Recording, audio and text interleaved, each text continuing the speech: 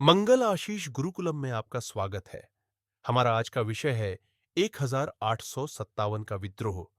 सन 1857 का विद्रोह भारत के स्वतंत्रता संग्राम का पहला संगठित और सशस्त्र प्रयास था, जिसे कई इतिहासकार प्रथम स्वतंत्रता संग्राम कहते हैं।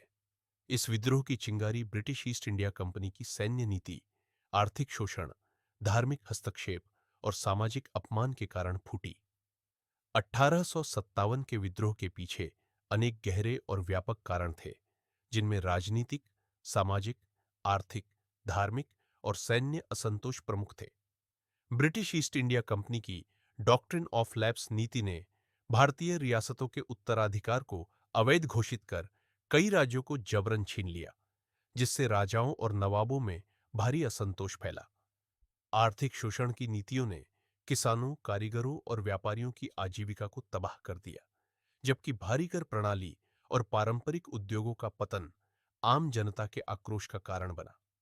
सामाजिक और धार्मिक स्तर पर अंग्रेजों द्वारा भारतीय परंपराओं में हस्तक्षेप, जैसे सती प्रथा और बाल विवाह पर कानून बनाना, लोगों को अपने धर्म और संस्कृति पर खतरा लगने लगा।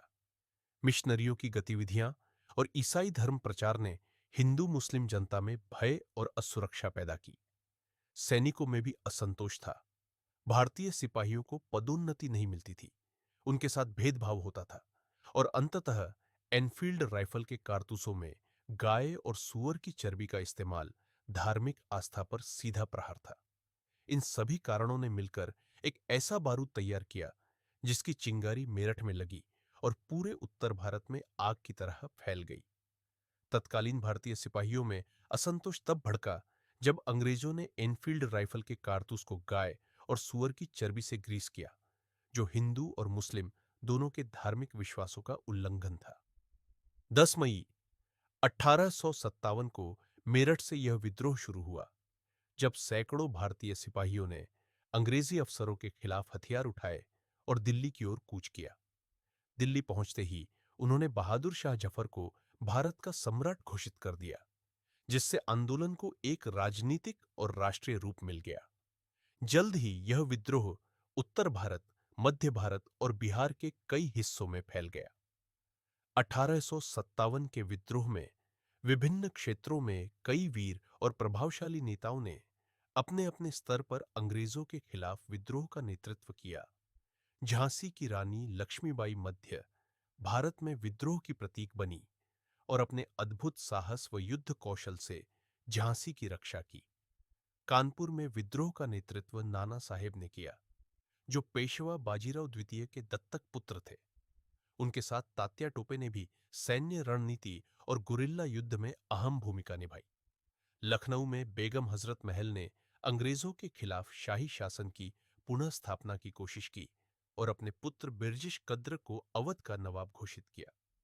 बिहार में कुंवर सिंह, जो एक बुजुर्ग जमींदार थे, ने 80 वर्ष की उम्र में भी युद्ध भूमि में अप्रतिम वीरता दिखाई और अंग्रेजों को कई बार चौंकाया। इसके अतिरिक्त फैजाबाद में मौलवी अहमदुल्ला शाह, बरेली में खान बहादुर खान और रूहेलखंड, झेलम और अंबाला जैसे क्षेत्रों में भी स्थानीय नेताओं ने सक्रिय भूमिका निभाई। इन सभी नेताओं ने अलग अलग स्थानों पर विद्रोह का नेतृत्व कर इसे एक विशाल जनांदोलन का रूप दिया। हालांकि 1857 का विद्रोह व्यापक था और इसमें लाखों भारतीयों ने हिस्सा लिया, फिर भी यह सफल नहीं हो सका। इसकी असफलता के पीछे सबसे बड़ा कारण था संगठन की कमी। विद्रोह किसी केंद्रीकृत नेतृत्व के तहत नहीं चला और अलग अलग क्षेत्रों में लड़ाइयां बिखरी हुई थी। नेताओं के बीच समन्वय का अभाव और एक समान रणनीति न होने के कारण अंग्रेजों के खिलाफ एकजुट मोर्चा नहीं बन पाया। आधुनिक हथियारों और संसाधनों की कमी के कारण भारतीय सेनाएं ब्रिटिश सेना से मुकाबला नहीं कर सकी। बिहार के कुछ बड़े जमींदार और रियासतों ने विद्रोह का समर्थन नहीं किया, बल्कि अंग्रेजों का साथ दिया। इस संदर्भ में दरभंगा राज और हथुआ राज विशेष रूप से उल्लेखनीय है। इसके विपरीत अंग्रेजों के पास संगठित सैन्य शक्ति, बेहतर संचार व्यवस्था, रेल, टेलीग्राम और रणनीतिक कौशल था। उन्होंने भारतीय समाज में मौजूद जातीय और धार्मिक विभाजन का फायदा उठाया और पंजाब, अवधी तालुकदारों और कुछ राजाओं को अपने पक्ष में कर लिया। हालांकि 1857 का विद्रोह सैन्य दृष्टि से असफल रहा, फिर भी इसके राजनीतिक, सामाजिक और प्रशासनिक प्रभाव अत्यंत गहरे और दूरगामी थे। सबसे बड़ा परिवर्तन यह हुआ कि ब्रिटिश ईस्ट इंडिया कंपनी का शासन समाप्त कर दिया गया और भारत का प्रशासन सीधे ब्रिटिश क्राउन के अधीन कर दिया गया, जिसे 1958 के भारत शासन अधिनियम गवर्नमेंट ऑफ इंडिया एक्ट में वर्णित किया गया था। इंडिया एक्ट के अंतर्गत लागू किया गया। इसके तहत भारत में एक नया वायसराय नियुक्त किया गया और मुगल सम्राट बहादुर शाह जफर को अंतिम मुगल घोषित करते हुए रंगून निर्वासित कर दिया गया।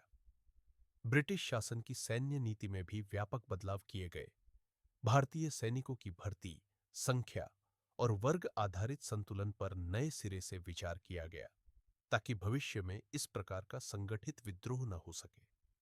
इसके साथ ही ब्रिटिश शासकों ने भारतीय राजाओं और रियासतों से एक नरम और सहयोगात्मक नीति अपनाई। डॉक्ट्रिन ऑफ लैप्स जैसी आक्रामक नीति को समाप्त कर दिया गया। सामाजिक और धार्मिक मामलों में भी अंग्रेजों ने हस्तक्षेप कम कर दिया, ताकि जनता की भावनाएं आहत न हो।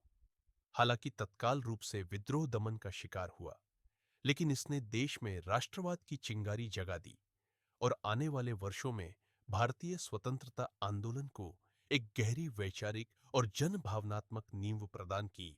Follow for more.